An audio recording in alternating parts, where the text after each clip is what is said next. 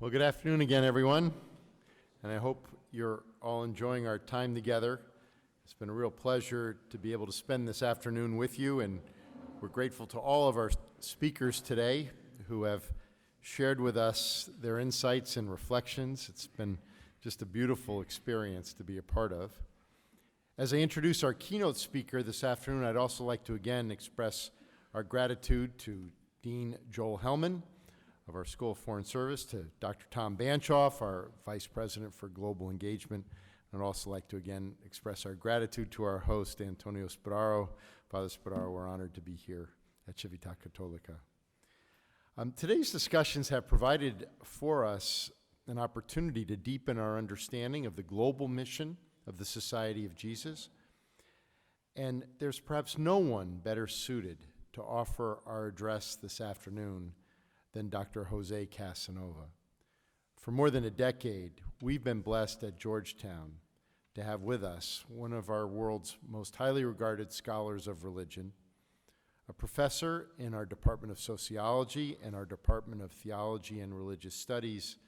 Professor Casanova, over the past few years, has helped lead work at Georgetown reflecting on the idea at the heart of this conference, the global impact of the Society of Jesus. As a senior fellow at our Berkeley Center for Religion, Peace, and World Affairs, he leads several projects, including a project on globalization, religions, and the secular, an initiative that brings together leading scholars across disciplines to explore questions related to secularism and public religion. He also leads a project on Catholicism and globalization, which examines the global transformation of Catholicism from the early to the modern era. He also co-leads with our colleague, Peter Fan, our Alacuria Chair of Catholic Social Thought, a project on Asian Pacific, Latin American, and African Catholicism and globalization. Prior to this, he led for 5 years with Jocelyn Cesari, a senior fellow in our Berkeley Center and a professor in our Department of Government, a project on Islam, gender, and democracy, which studies the relationship between secularism, democracy, religion, and gender equality.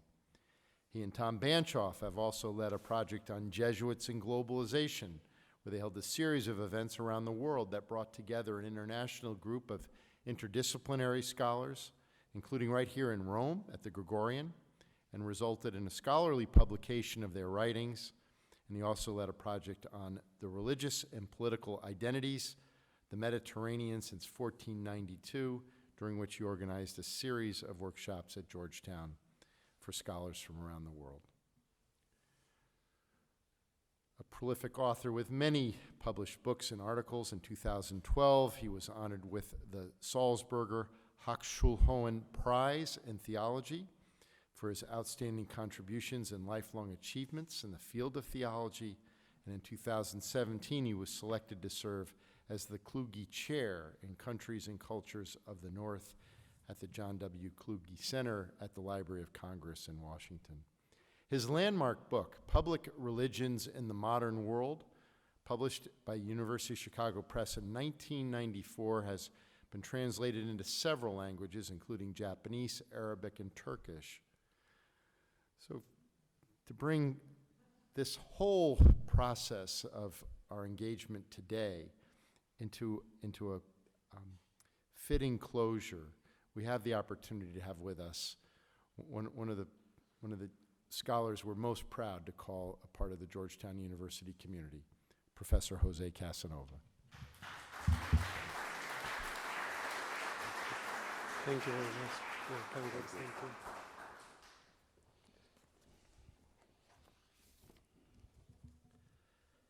Well, thank you, President De Gioia, for your kind introduction and for your continuous both inspiration and support.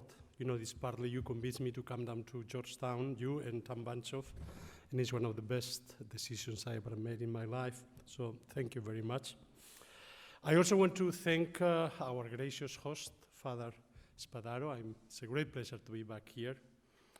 And it's a great honor and a great pleasure to have the opportunity to deliver this lecture on the Jesuits, Globalization, and our historical juncture. At this festive occasion, at this centennial celebration of Georgetown University's School of Foreign Service, examining the global impact of the Society of Jesuits. And I would like to use this opportunity to extend again this celebratory greeting to SFS Dean Joel Hellman, to all the members of the SFS community, and to all the members of the Society of Jesus here in the audience. As I was preparing this lecture, reading on the life and work of Edmund Walls, founder of the School of Foreign Service in 1919 and regent of the school until his death in 1952, I was happy to learn that Father Walls and I share the honor of being Altkonviktoren, that is, alumni of the Jesuit Collegium Canisianum in Innsbruck, Austria, where we both studied theology.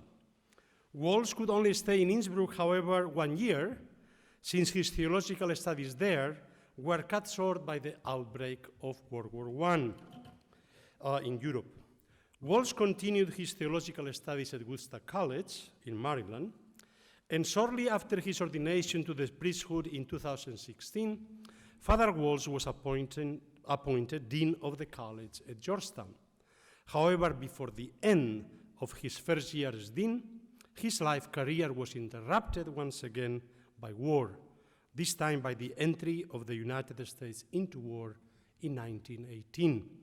Father Walls accepted the assignment of the United States War Department to help establish the ROTC program and to serve as regional director of the colleges in New England, joining the Reserve Officer Training Corps. One could say that this double interruption of his life career by war was providential, not only in the foundation of the School of Foreign Service, but also in his lifelong dedication to the study, the teaching, and the practice of foreign diplomacy and global geopolitics. Among his many foreign service assignments, one can mention his assignment in 1922 by the Vatican to lead a papal relief mission in the Soviet Union. He became totally anti-Soviet for his entire life, became a Cold Warrior, war before the Cold War, but in his case, based on his knowledge of the Soviet system. His assignment in 1926 by the American bishops to organize and direct the newly established Catholic Near East Welfare Association, which would become the model of many of the Catholic relief organizations throughout the world, which have now been grouped under Caritas Internationalis. His assignment in 1928, jointly by the Vatican and the US bishops, to propose a mediation, a modus vivendi, not even a concordat, just a modus vivendi, to overcome the violent conflict between the revolutionary anti-clerical government and the Catholic Church in Mexico. His appointment in 1931 to visit Iraq to prepare the opening of a Jesuit college in Baghdad. His assignment in 1944-45 as expert consultant to the War Crimes Commission at the Nuremberg trials. Father Walls' life career of dedication to diplomacy and foreign service is no doubt extraordinary, and yet it is also in many respects a prototypical Jesuit life career. We are aware of the work of Jesuits, or of the Jesuits as pioneer global missionaries and global educators in the early modern era, in what has been called the first globalization. But in my lecture today, I want to stress the global impact of the Jesuits as pioneer global diplomats dedicated to foreign service for the greater glory of God and the common good of global humanity. I'm going to analyze this impact through three different phases of globalization: the early modern phase before Western hegemony, the Western hegemony global colonial phase of modernity from the French Revolution to the 1960s, and our contemporary global age after Western hegemony from the 1960s to the present. These three world historical phases match neatly with the three phases of the Society of Jesus, from foundation in 1540 to suppression in 1773, from restoration in 1814 to the refounding in the 1960s under Father General Rupe, and from the 1960s to the present, accompanying the transformation of global Catholicism throughout the world. In all three phases, the Jesuits have functioned as diplomats dedicated to foreign service. But the meaning of foreign service had different connotations in each of these phases. When one Googles the definition of the noun diplomat, and now we all Google, we don't go back to the old dictionaries, one finds two related connotations. The first defines diplomat, quote, as an official representing a country abroad, end of quote, with such related synonyms as ambassador, envoy, emissary, consul, attaché, plenipotentiary, legate, and one could add papal or apostolic nuncio. The second less official connotation of diplomat is, quote, a person who can deal with people in a sensitive and effective way, end of quote, with such related synonyms as tactful person, conciliator, reconciler, peacemaker, mediator, negotiator, intermediary, and one could add intercultural broker, practicing what the Jesuit Pope Francis has defined as the culture of the encounter. So let's look at the global impact of the Jesuits in the first phase of globalization. Like Father Walls, many extraordinary Jesuits have functioned as diplomats in the first official sense of the term throughout all three phases.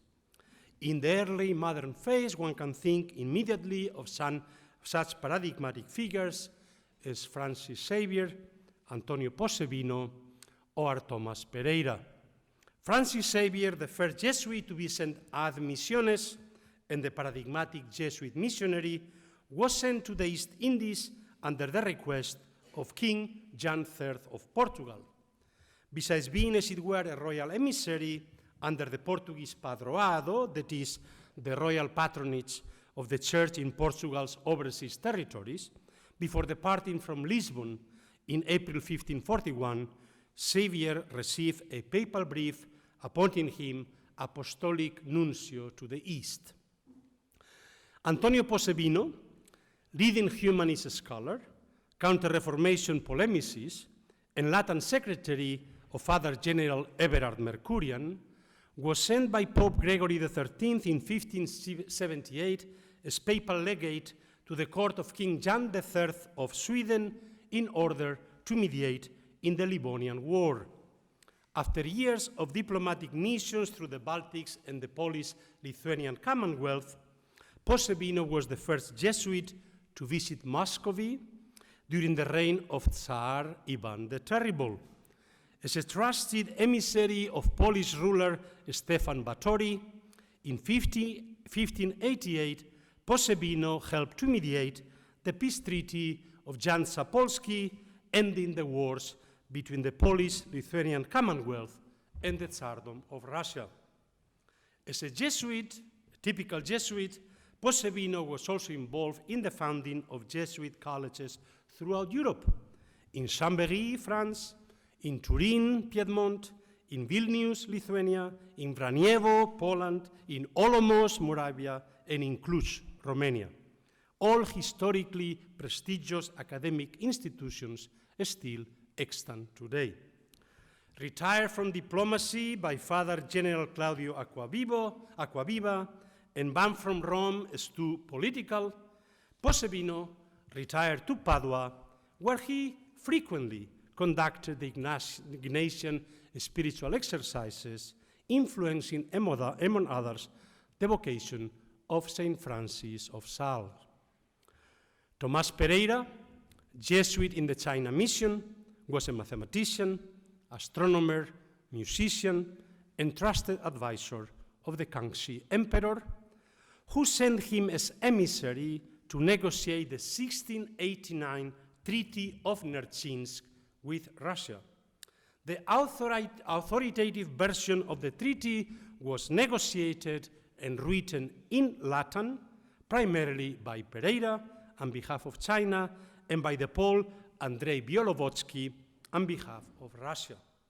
The Treaty of Nerchinsk established for the first time the territorial border between the two empires and the model of the Westphalian system of territorial states, and de facto served as the basis for Sino-Russian relations for almost 200 years until the Amur annexation in 1860. Francis Xavier, Antonio Posebino, and Tomás Pereira were extraordinary Jesuits who served as official diplomats or legates in the official sense of the term. Undoubtedly, all three had some global impact. But in my lecture today, I want to focus on the Jesuits as foreign diplomats in the second sense of the term, as intermediaries and dialogical brokers between peoples, cultures, and religions, who, above all, practice the culture of the encounter based on the principle of recognition and accommodation to the culture of the other. As is well known, Alessandro Balignano, as a visitor of the Jesuit missions to the East, was the first to formulate explicitly what became known as the method of accommodation or enculturation. Balignano's official recommendation was based on the realization that Jesuits could never succeed in their mission to convert the Japanese to Christianity unless they themselves made an effort to adopt a Japanese habitus. Matteo Ricci, founder and pioneer of the Jesuit mission to China, was the first to implement Balignano's recommendation.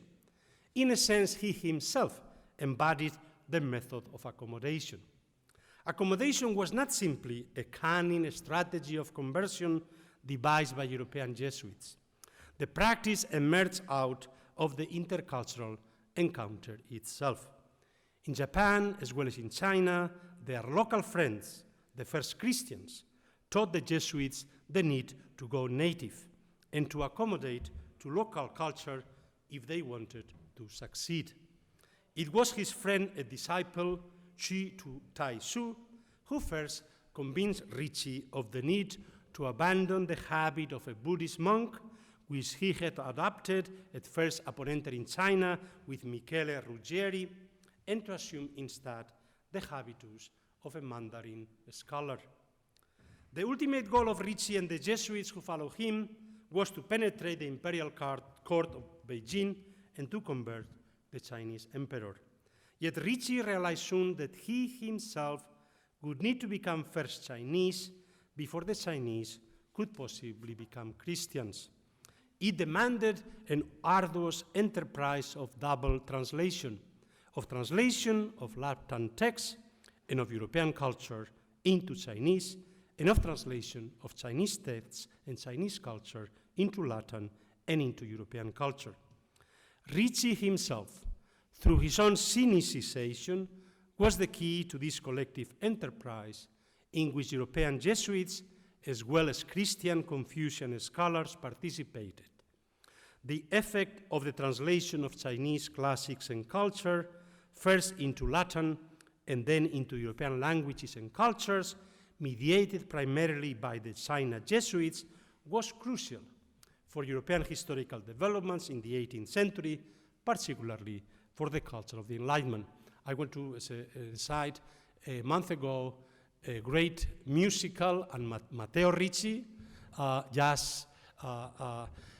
was initiated in Hong Kong by Chinese musicians talking about the arts and opera or theater designers, very successful.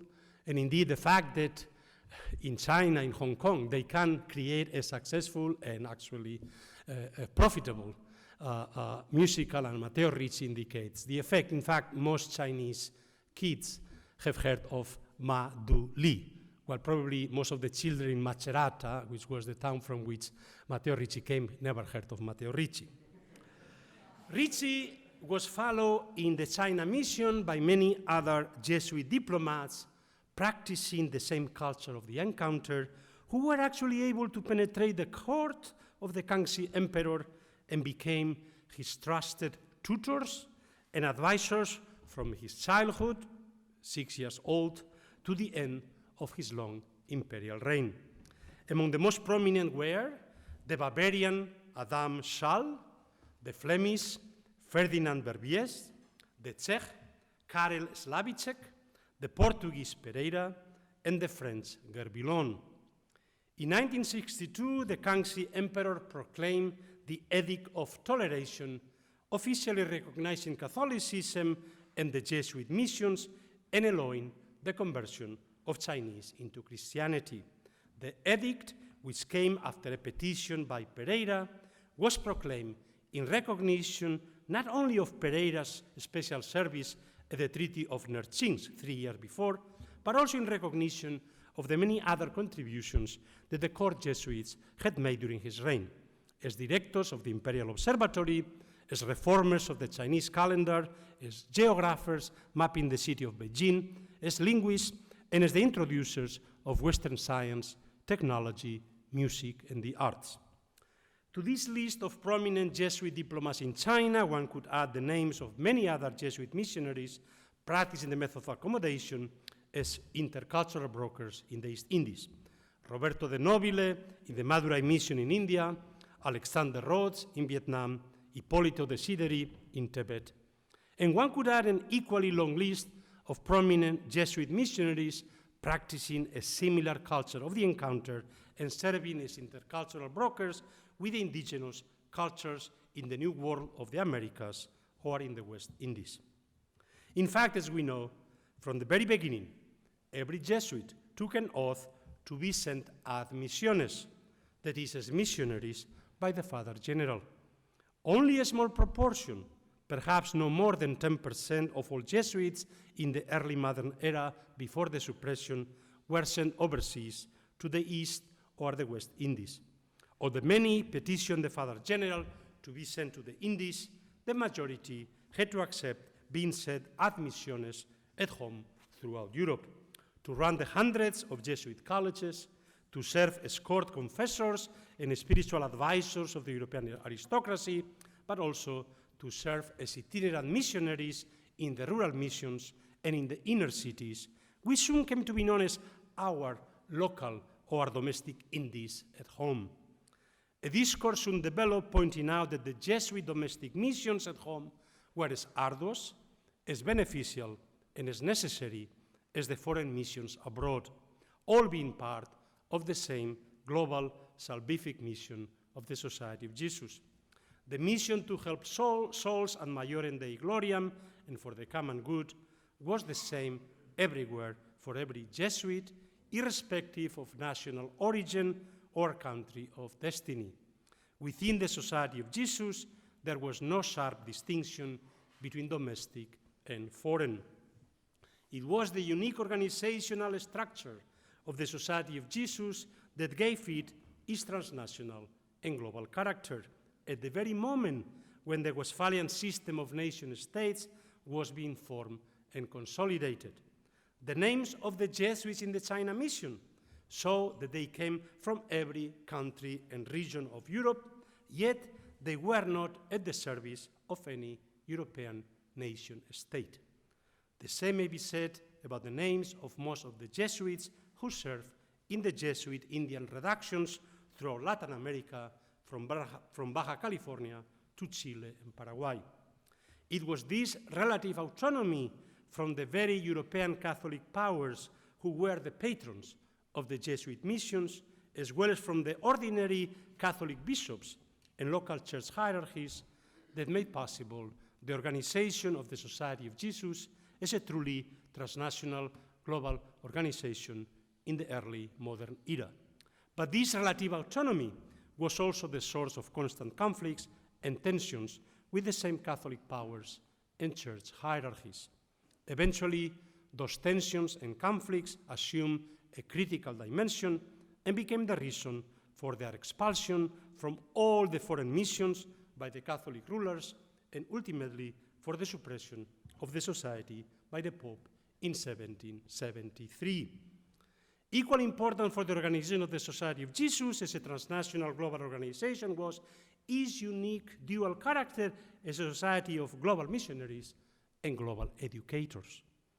This dual character, in turn, gave shape to what the historian of science, Stephen Harris, has characterized as the Jesuit global geography of knowledge.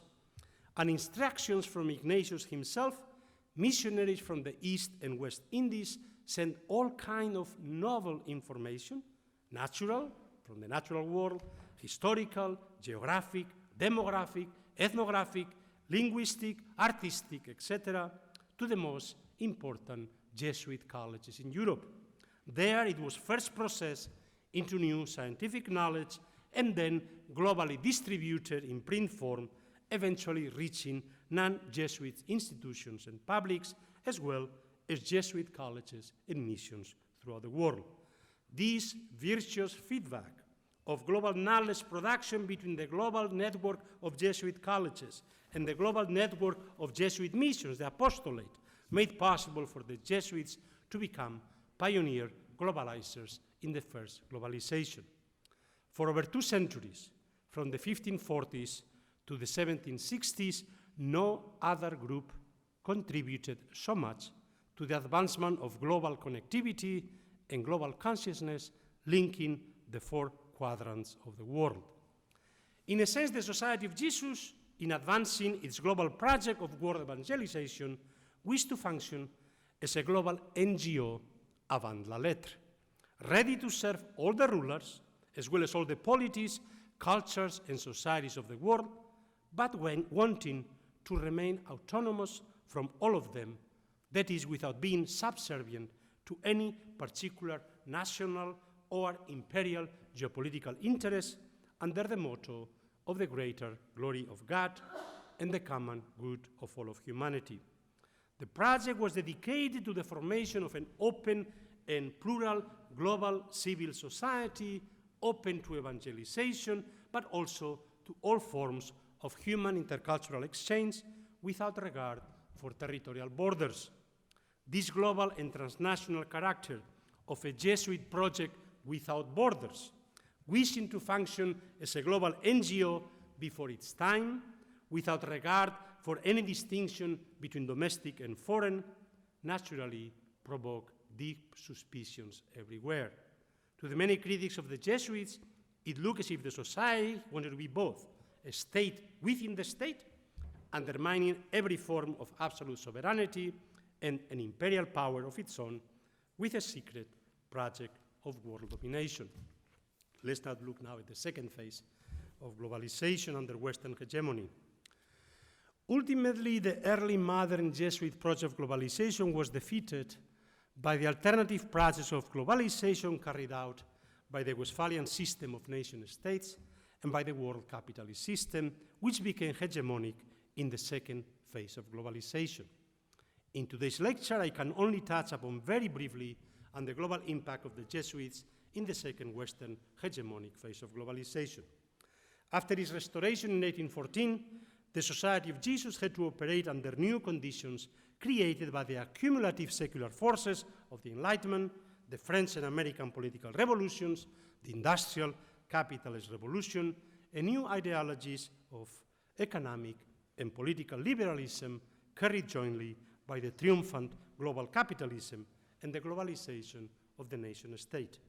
Both the Catholic Church and the Jesuits were now on the defensive, no more the pioneer avant-garde of globalization, but rather what seemed to be a reactionary rear guard.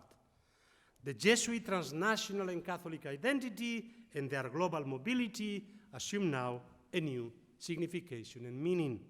The society's dual global missionary and educational ethos now had to adjust and interact with the 2 main structural dynamics of modern globalization. In the first place, the globalization of capital and labor produced a renewed European global colonial expansion, which contributed to the mass migration of European Catholics as well as of colonial subjects all over the world. The Jesuits now accompanied them as pastors on their overseas journeys. But the overseas journeys of European Jesuits were often directly produced by the secular anti-clerical policies of liberal nation-states bent on appropriating the mission of education from the Church and the Jesuits, who were viewed as anti-liberal transnational agents and were repeatedly sent into exile by European and Latin American states. Throughout the 19th century, The United States became a safe haven and refuge for European Jesuits sent into exile, a frontier missionary society in its own right, where they could serve both Catholic immigrants in the inner cities and Native Americans in their reservations, a place where they could build new educational institutions, over 20 colleges and universities, more freely than anywhere else in the world, and a platform from which to start anew the building or rebuilding of global Jesuit missions. Georgetown, established in 1789 by Bishop John Carroll during the interregnum between suppression and restoration, was the first and has remained the pioneer Jesuit educational institution in the United States. By the beginning of the 20th century, Jesuits were found again all over the globe, but paradoxically, their very institutional success and the domestic gravitational force of the nation-state and of nationalism had made the Jesuits in the United States and elsewhere more sedentary, more domestic, and more accommodating to the national spirit of the age.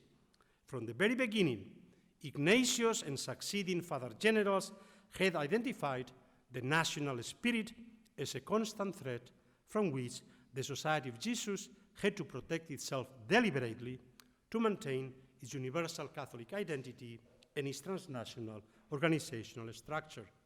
But in the modern global age of nationalism, Jesuits everywhere were undergoing a new kind of nativist enculturation that made them more nationally local and domestic and less globally foreign and cosmopolitan. This temptation to succumb to the national spirit is illustrated tellingly by the fact that French and German Jesuits, who had been expelled from their countries during the culture wars of the 19th century, returned to their respective homes during World War I to serve in the front and to aid the national war effort. It was immediately after World War I, as we heard, that the School of Foreign Service was established at Georgetown.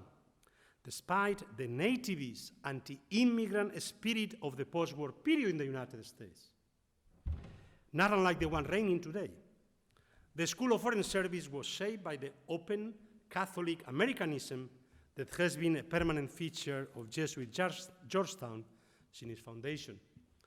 In his address at the opening of SFS, Father Walsh indicated that the technical training of the new pioneering institution in the American education, quote, should rest squarely upon a broad and liberal education combining the best elements of age-long cultural traditions with the bracing atmosphere of individuality characteristic of our educational institutions in the United States, end of quote. Father Walsh always maintained that international relations should be developed from both ends, at home and abroad, domestic and foreign, simultaneously. SFS was to function not only as a school of future diplomats and career men, and women, we would say today, it was also to serve as a center for the development of international goodwill and understanding. Ultimately, in the words of Father Louis Gallagher, companion Jesuit and biographer of Father Walsh, quote, the spirit animating the entire undertaking was the spirit of a Christian understanding of international brotherhood developed in the family of nations under the fatherhood of God, end of quote. In other words, it was to be a Jesuit enterprise for the greater glory of God and the common good of global humanity. So let's just look at our historical juncture, our present. One can date the beginning of our contemporary global age to the very moment when humanity becomes reflexively aware that the global connectivity and global consciousness are signs of the times. And thus, a new term, globalization, needed to be coined to express this reflexive awareness. From the perspective of this lecture, this moment of reflexive awareness is marked by the experience of the Second Vatican Council, the first truly global ecumenical council of the Catholic Church, and by the parallel refounding of the Society of Jesus under Father General Pedro Arrupe. Without yet using the term, the three final documents of the Council refer clearly to the phenomenon of globalization as a new world historical moment, as a sign of the times, intrinsically related with the mystery of God's plans of salvation, which demand our serious discernment. The Declaration on Religious Freedom, Dignitatis Humanae, proclaims the inalienable right of every individual to religious freedom as a new self-evident truth, which is grounded in the sacred dignity of the human person created in the image of God.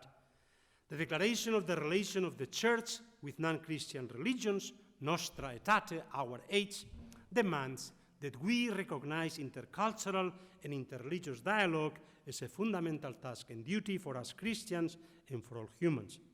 The Constitution of the Church in the modern world, Gaudium et Spes, stresses the need for the human integral development of all peoples and societies on earth in justice and peace, and demands the commitment of the people of God to contribute to a new, more fair, just, and peaceful form of globalization. The refounded Society of Jesus has clearly committed itself to each of these principles as central to its renewed task of world evangelization. In a sense, a globalization predicated on those principles offers a partial vindication of the original early modern project of world evangelization. Today, the Jesuits have built again very important or some important global networks with an active presence throughout the world. But those networks are relatively much smaller, less central, and more removed from the current hegemonic economic, political, and ideological forces of globalization. Its global impact today can therefore not be comparable to that of the early modern era. More significantly, Jesuits today find themselves increasingly at the peripheries rather than at the center of globalization. Their mission has been transformed and at times has become controversial again, particularly in its commitment to the preferential option for the poor, in the struggle for social justice and peace, and in its welcoming openness to immigrants and refugees. The mission of the Society of Jesus is being defined less by conversion and civilization and more by its witness and accompaniment of the people at the margins, those who are being affected most negatively by contemporary process of globalization. Their mission is in this respect anti-systemic and against the current. Jesuits are not and can never be against globalization per se, but they also cannot but be critical of a particular hegemonic form of globalization shaped by neoliberal global capitalism and by the national security interests of the dominant states, which reproduce unequal, unjust, and discriminatory structures. In this respect, the Jesuit mission is no different from that of the global Catholic Church, particularly now that one of their own, from the global periphery of the southern cone of Latin America, has become, for the first time, the universal Bishop of Rome, and has adopted the name of Francis to signify that he wants to be Pontifex, that is, bridge builder of the poor, of peace, and of our common home, the earth, with all its creatures. This is a papacy that wants to be defined by the culture of the encounter, by building bridges rather than walls between nations, cultures, and peoples, erasing borders and boundaries, particularly those that are discriminatory and reproduce unjust inequalities. A papacy that proclaims with words and deeds the corporal and spiritual works of mercy as the core and the joy of the gospel, and defines the task of evangelization as the mission not just of clerics and professional religious orders, but as the universal task of the people of God and the duty of each and every Christian. A papacy that defines the church, the universal church, as well as the continental, the national, and the local parish church, not as a hierarchical clerical institution, but as a community of communities of service. Not a self-referential church, self-enclosed in its temple, but a church open to the plazas of the world that serves as a field hospital for the wounded, for the sinners, for the most needy. Pope Francis' encyclicals Evangelii Gaudium and Laudato Si point precisely to our historical juncture in the present phase of globalization and signal what our Catholic and Jesuit response ought to be. To a certain extent, capitalist globalization and the revolution in digital media have created the kind of open global civil society with relatively porous borders, which the early modern Jesuit project of world evangelization presupposed. In itself, an open global civil society is one of the conditions for any kind of universal human globalization. But neoliberal capitalism privileges open borders for financial capital and for certain types of labor power, which can be turned into use value for profit and capital accumulation. But as Pope Francis has insisted, it is indifferent and discriminates against those persons who do not possess useful labor power and thus become systemically discardable. The problem of contemporary capitalism is not so much the exploitation of proletarian and post-colonial labor in the peripheries of the system, but the indifference of the center for those peripheries, foreign as well as domestic, which it considers of marginal utility. This is one of the new boundaries of discrimination created by the new global capitalist division of labor. The other is the internal boundaries of growing inequality, which it produces within the system, not only between center and periphery, but also between different types of capital and between different kinds of labor. As the new forms of working class anti-globalization populism in the very advanced capitalist societies make evident, it is not labor exploitation per se, but the realization of being left behind and becoming marginal for the function of the system that produces the nativist resentment and the fear against the knowledge elites and against the power and privileges of the knowledge class. It is the knowledge class which is really the crucial boundary of inequality today. Education and the production of knowledge are areas in which the Jesuits have considerable experience and some global networks and resources with which to address the issue. Of course, realistically, given its small size relative to the world's population, the Jesuits cannot do it alone. But they can serve as a global network of networks, addressing the fundamental problems created by the unequal and unequal globalization, the problem of the unequal distribution of access to knowledge, the need to help and to accompany those who are excluded and discarded by both by global capitalism and by the global system of nation states, primarily immigrants and refugees. In a sense, Jesuit initiatives of the last decades, such as Jesuit Refugee Service, as well as educational initiatives such as Fe y Alegría, Entre Culturas, Cristo Rey Schools, and Jesuit Worldwide Learning, have identified some of the crucial global problems which the Jesuits can effectively address. But the Jesuits cannot do it alone. They have to promote larger and wider networks of networks that can collaborate and work together towards the more universal common good. The society will need to reflect upon the inevitable boundaries created by membership in the society of Jesus itself. A society worthy of the name of Jesus will need to find ways of inviting each and every person who wants to become a companion of Jesus and work towards a globalization of fraternity to have access and participate in the society networks. A serious reflection on the clerical sexual abuse within the entire church forces us to reflect also upon the discriminatory sinful boundaries produced by clericalism and gender discrimination within the church, which are one of the primary sources of the abuse of power over others, over children and over women. Do not worry, Father Spadaro, I'm not calling here at Rome, within the grounds of Civiltà Cattolica, for the creation of a female branch of the Society of Jesus.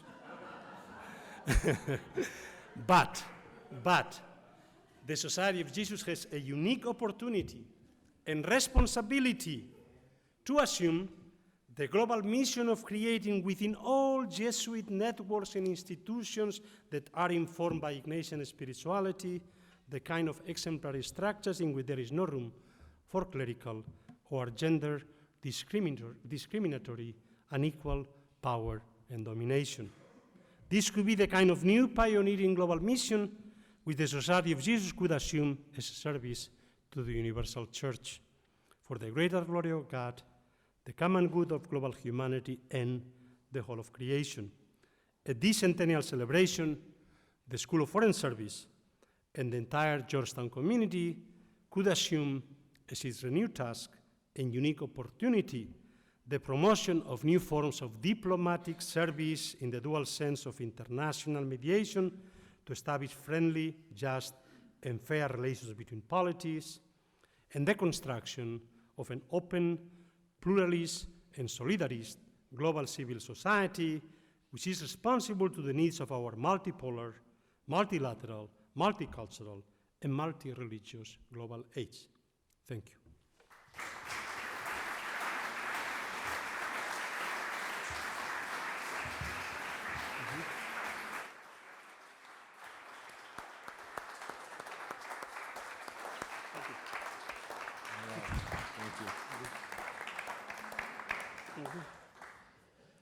Wow. That was truly remarkable, Jose. Thank you. And before I open it up to questions from the audience, because we do have some time for conversation, I got the sense that you enjoyed preparing this lecture, that you learned something too about the School of Foreign Service and how Georgetown fits into this wider narrative. Can you tell us a little bit about the process and what it meant to you personally to be able to give this address? Yeah. Well, first let me tell you, when I came to Georgetown, it was for me a way of going back to my early student days of theology in Innsbruck with the Jesuits. But I have to admit, I had incorporated the black legend. I thought the Jesuits were these guys, transnational papists, that basically they were rightly suppressed and expelled from every country. I really, I was a liberal, basically democratic thinker.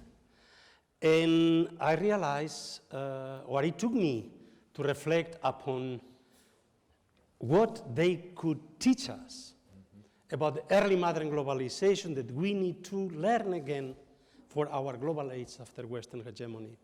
So this was for me a great experience, so it was the beginning of a kind of learning, but I have to admit I've been on the outskirts of the School of Foreign Service. I don't think that I've ever had any kind of formal link in any kind of communication or collaboration with the School of Foreign Service. So it was for me in this respect, or Father Walls, I knew of him about this called warrior. But of course, I mean, I come from Spain myself, but my wife is Ukrainian. So what the Soviet Union represents is very, very strong for me. And of course, the Ukrainian famine is the crucial experience of the 20th century in the United States. And he experienced already immediately how the Soviet system was creating artificial famines. Well before the huge famine of the 30s, you had already famines created by revolution, war, and especially by the policies of the regime. So this was a way in which, and again, recognizing that he had been going through all these places as a diplomat in very difficult mediations. And I couldn't add the fact that he was sent after World War II as visitor to Japan to precisely make a report on the Jesuit mission in Japan, when actually was under Father Arrupe, visited all the 3 universities or colleges and all the 23 Jesuit missions in Japan, wrote his report, then came back, and is when he founded the School of Linguistics with Father Dostert. So again, it was the recognition of the importance of language learning for the early missionaries in Japan and China that basically was. So it made me view the School of Foreign Service not as a school of foreign service for the United States, but something was much more linked to the global foreign service of the Jesuits. So this was for me the learning experience. Thank you. So we do have some time for questions. If anyone wants to challenge him on some historical details. Don't even try. Yes, here's Sarah. Yeah. Here we go. You reassured Father Spadaro that you are not, let's say, encouraging the creation of a women's chapter, shall we say, of the Society of Jesus. But what are you suggesting that the Jesuits? Well, you know, ultimately the question is not access so that whoever was discriminated against reproduces the structure, but to change the structure of discrimination itself. I mean, there was no female branch of the Society of Jesus, but all of the women's orders established after the Society of Jesus were follow the model of the Society of Jesus. They were to be not nuns of cloister, but nuns in the world dedicated to education, health, service. So this is really, and they want to have their constitutions the way the Jesuits had their own constitutions, not run by bishops, but run, of course. The church was not ready to give them the autonomy that the popes gave to the Jesuits at this particular moment. They wouldn't have gotten in the 19th century either, the Jesuits. But the fact is that in this respect, there was one woman Jesuit at the very beginning, but this experience was a very negative one, and so, it was a secret woman Jesuit. No, I mean, what I mean is really, we are in a very unique moment of crisis of the Catholic Church. And unless we address this issue, and the sexual abuse we have to recognize is primarily linked to structures of discrimination based on clericalism and based basically on male clericalism. And so I think that it behooves the culture of the encounter to create a structure where women can have very strong voices in all the Jesuit institutions and to become models of what basically every form of church institution should be. It may be that the Jesuits give the inspiration, the spirituality, but ultimately they can be run very well by women, many of those Jesuit institutions. So I hope that they are really able to participate in, even if necessary, to renew whatever Ignatian spirituality means from the point of view of women, right? Thank you. Here. Yes, I'm Johannes Erat from the Pontifical Gregorian University. We had so much incense now here in this room that I hope that that it doesn't get too much in our eyes. I want to ask this question. We were talking about higher education, which is a comparative. We were talking about leadership, which is asymmetric. It's basically what we are talking about all the time is elites. So I'm aware that it is basically futile to think a world without elites. The question for us Jesuits, the Gregorian is doing that in that business for 480 years, and it's certainly, I'm very convinced it has been beneficial historically. But the question for us would be, how do we get the elites to give back to the ones who are not elites what they gained in asymmetry, power, whatever clout, yes. whatever you want? Yes. Well, obviously, this was this is what I call the refounding with Father Rupemen. In Latin America, it was very clear. You had in the 60s a lot of elite schools that actually closed and decided to go to the ghettos and to the neighborhoods and basically dedicate themselves simply to a pastorate of the poorest.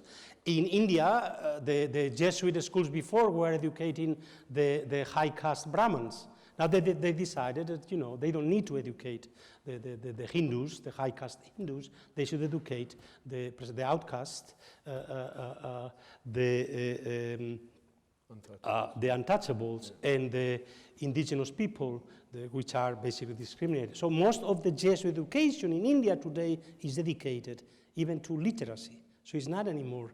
But of course, so in this respect today, they are doing this already. But the question, what my concern is, and I am we should not go too far in the opposite direction of abandoning the apostolate of the intelligentsia, not of the elites. I'm not trying to educate it, but the apostolate of the intelligentsia. And to have, because it's not enough to try to ameliorate and to accompany these big teams of globalization. We need to be there to have a voice wherever the powers, the centers of globalization are there to challenge the model. And you can only do that if you really, really knows economics and politics and law. So you have to have. You cannot, and this is my main concern, as precisely as the society moves to the south, that we abandon the great intellectual tradition.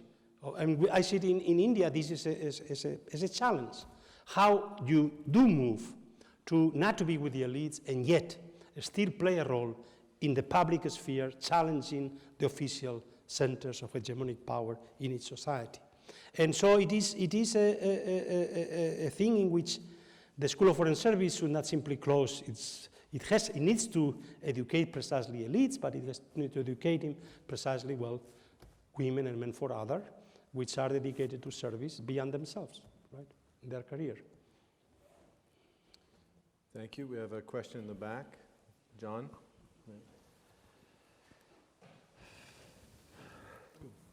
Thank you, Jose. John Borelli, Georgetown University. And I know the bulk of your remarks were on the centuries leading up to World War I, and many of those figures we look upon as legendary in the development of interreligious attitudes in the Catholic Church.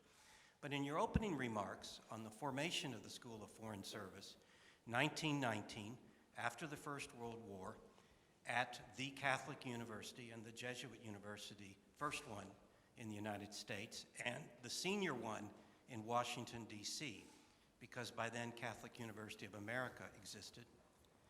The U.S. bishops were also transitioning. Their National Catholic War Council, Right. their first structure, national structure among themselves, was transferred to, changed to National Catholic Welfare Council, and then went through a period of almost suppression by the Holy See because of the word council. And they had to struggle to get it back, and they changed it to conference. Then Edmund Walsh was invited to be the first president of their organization, the Catholic Near East Welfare Association. So the fact of the school, the National NCWC, and Kaniwa has a lot to do with Catholics in the United States coming into a kind of recognized national body, don't you think? Of course, and this was a time precisely when the Catholic Church, despite the accusation of the Americanist heresy, precisely because it was becoming really a national center linked to the formation of what was the beginning of also a really central federal government that had not operated as such. It was World War I that then led to the Depression, and then of course the New Deal, in which precisely you could say that some of the projects of the New Deal have been thought first within this Council of the Catholic Church. So yes, this is very important. And let's not forget that it was at a time when what eventually will become the self-evident truths of precisely religious freedom as a crucial component were then shaped by also American Jesuits, and only later will be translated into a theological language for the global church. So yes, this I think is a formative period, the same way that you have then the formative period of Jesuits in France, in Germany, who eventually really open up a new way of being in the world, of developing new types of theologies, which many of them will end as perity, let's say, in the Vatican Council. So yeah, this is from World War I to the 50s. This is a period in which a transformation takes place within the Society of Jesus. Janssen himself, obviously, as a new Father General, open to Latin America, that basically, after all, he had been the professor of Hurtado in Louvain, and was very much part already of these links being developed, let's say, with Latin American Catholicism and social justice and what was then Catholic action. So yes, this is a formative period of what then will become real in Vatican II. Yeah. So we have time for one more question, right over here. Raffaele Marchetti from Lewis University. Thank you very much for this wonderful sort of historical reconstruction. It was really enlightening. But what was more interesting for me was sort of how it speaks to a contemporary debate. You know, this cleavage between localists and globalists. And it seems to me that this tradition that you reconstructed really provides an innovative way of combining a global appeal with some rootedness. The idea that it's not only kind of, as it's sometimes said, this rooted cosmopolitanism, but it's you are rooted in a certain place, but you are also sort of open to get into another place, like Matteo Ricci and all the other enculturation tradition. So this was very interesting for me, and I wanted to understand how you see this history that you reconstructed in light of this tension, which is, I would say, a key tension today, rather than left and right, globalist, localist, that it seems to me. Well, they were local. They were local, global and local, because they were rooted, they were enculturated. And it's true that they did not have the global networks directly in the way of acting, but the consciousness was there. I mean, in the college in Mexico City, you have immediately after the news, the news of the martyrs in Japan reaches Mexico before it reaches Europe, before it reaches Rome. And immediately the college creates a theater performance precisely celebrating the sanctity of these Japanese martyrs. And you go to indigenous missions, the Incas near Cusco, and you will see the frescoes, and you have frescoes representing cultures from all over the world. In 16th century, an indigenous village near Cusco, in the center of the Inca Empire. So there was a global connectivity, consciousness between, so global colleges, the Jesuits, that's what I have called the geography of knowledge, was there. They could not act globally, so they had to act globally only by acting locally, but they were very conscious. The global consciousness was there, and they did reproduce global consciousness wherever they went. We are thinking of how to develop, let's say, a universal education, liberal arts for our contemporary multicultural humanity. Well, if you look at the colleges, let's say, in Macau, first already in Funei in Japan, they were teaching not only Latin and Greek, but the Chinese and Japanese classics, because they thought, of course, we cannot only teach those Japanese former or eventual Jesuits candidates to become Jesuit priests into the cultures of the Greeks and the Latins. I mean, it was the recognition. Look, every college, early college, Sao Paulo in Brazil, São Pablo in Lima, São Paul in Goa, São Paul in Macau. They call it São Pablo because they thought they were doing to the new Gentiles, the global Gentiles, what São Paul did to the Gentiles. But they knew that in the same way that Christianity at the beginning was Greek and Latin, didn't come in one single version. For Christianity that was originally Hebrew, to become universal had to go and become Greek and Latin. And they thought, well, if it became Greek and Latin, it could become Japanese and Chinese. And so the idea that universalism can only be true universalism if it is particular everywhere. So it cannot be a universal cosmopolitanism, it has to be universal particularism, every concrete. So this was something that was already built into their conception of a universal Christianity, which itself is not European. This was very important. The Jesuits were convinced of the superiority of Christianity as a religion, but not of the superiority of European culture. They recognized the Japanese culture, Chinese culture for them was superior to the culture of the Renaissance, Italian Renaissance from which they came from. And they write about it. And so it was precisely because Christianity was non-European, has no particular culture that could become incarnated in every particular culture. And Christianity could only become universal if it became particular everywhere. And so this was, they did it just out of this intercultural encounter. They had no theology of it. Today we have the theology of it. We can reflect on it.